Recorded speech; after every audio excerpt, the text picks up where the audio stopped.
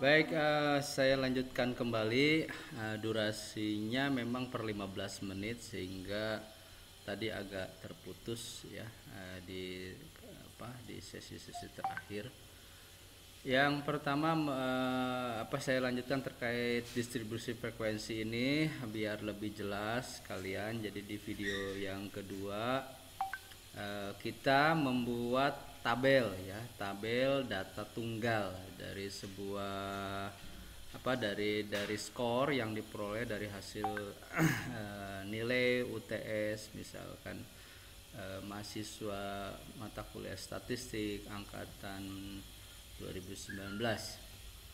Contoh misalkan di sini skornya 45, 56, 69, 70 dan 80. Kemudian frekuensinya. Nah, frekuensi ini berapa orang yang dapat nilai 45? Ternyata ada 3 orang. Yang dapat nilai 56 itu ada 1 orang. 69 ada 6 orang dan 70 ada 5 orang. 80 ada 1 orang. Nah, jadi total 16 orang mahasiswa mendapatkan nilai dengan distribusi seperti tadi sudah saya sampaikan.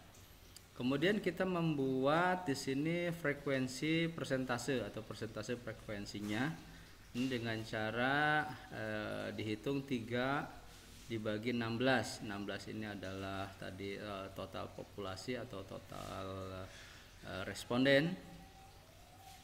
Hasilnya 18,75%. Jadi kalau ditanya berapa persen yang dapat 45, nah biasanya kalau dalam survei itu 18,75. Jadi tidak disebutkan frekuensinya 3.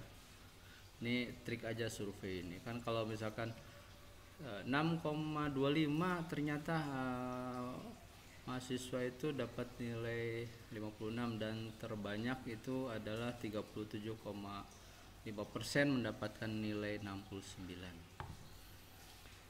Nah, itu dari sisi presentasi saya kira tidak kesulitan karena ini sangat mudah ya, tinggal di frekuensi dibagi dengan jumlah keseluruhan atau jumlah N, maka akan ditemukan presentasinya.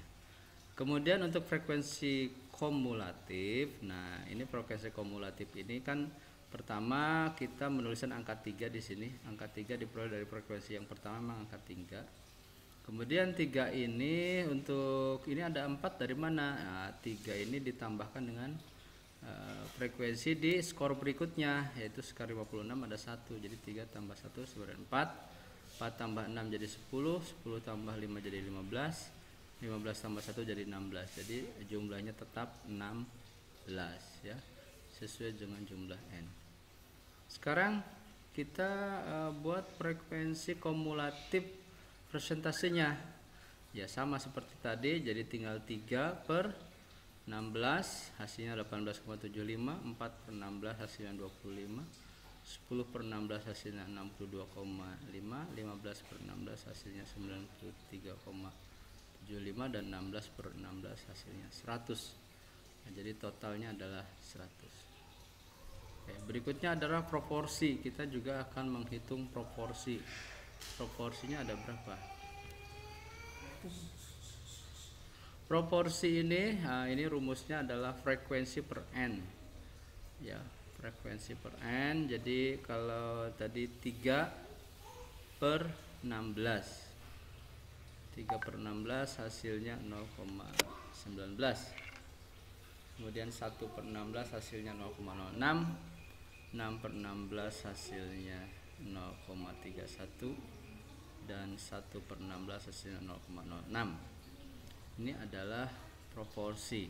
Dari proporsi ini kita juga bisa membuat proporsi kumulatif. Nah, ini sama juga hasilnya 0,19 dipindahkan sini 0,19, kemudian 0,19 ditambah dengan 0,06 hasilnya 0,25, 0,25 ditambah 0,38 hasilnya 0,63, 0,63 ditambah 0,31 hasilnya 0,94, 0,94 ditambah 0,06 hasilnya 1. Nah, ini adalah sama persis, sehingga betul ya dalam proses menyusun tabel data tunggal.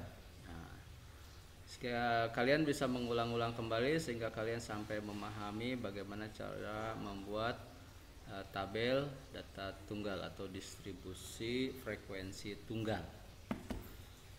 Karena ini datanya bersifat ordinal ya, data ordinal. Kemudian kita akan buat dalam bentuk, nah ini kalau Anda membuka Excel, Anda bisa menampilkan data ini dengan cara mengcopy ke Excel, lalu Anda buat dalam bentuk grafik batang. Anda juga bisa membuat grafik P. Nah, ini grafik line, tinggal disusun aja ya, dipilih aja, klik-klik itu di Excel.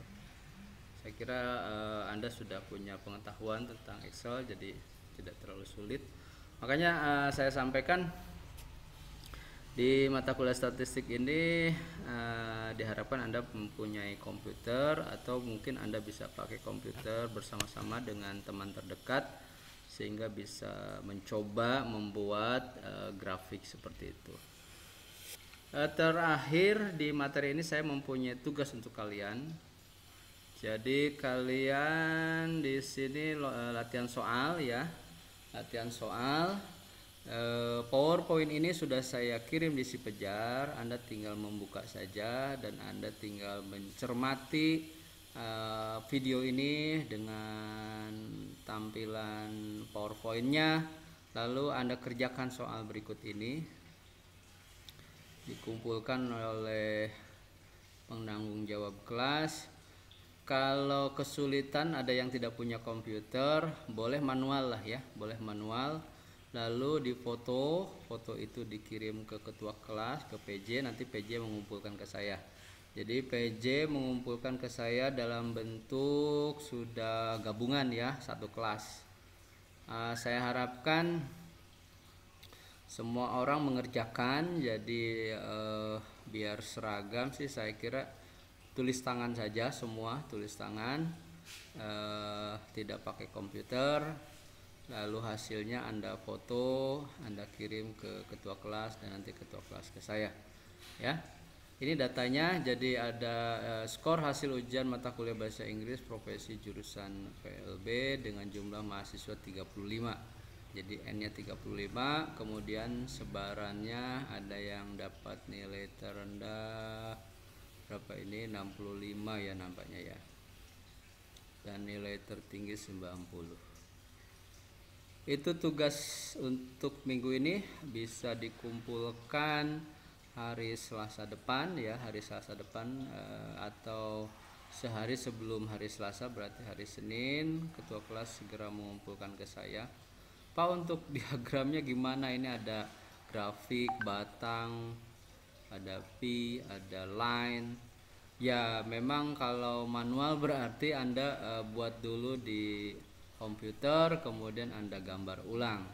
Tapi kalau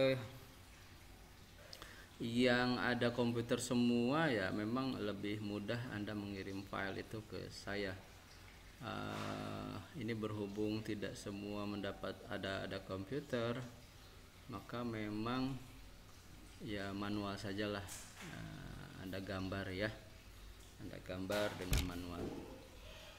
Demikian untuk perkuliahan statistik dengan materi distribusi frekuensi tunggal. Selamat mengerjakan tugas, dan jika ada pertanyaan Anda bisa kirim komen dan pertanyaan di YouTube yang sudah saya kirimkan linknya. Terima kasih, selamat siang, sampai ketemu kembali. Assalamualaikum warahmatullahi wabarakatuh.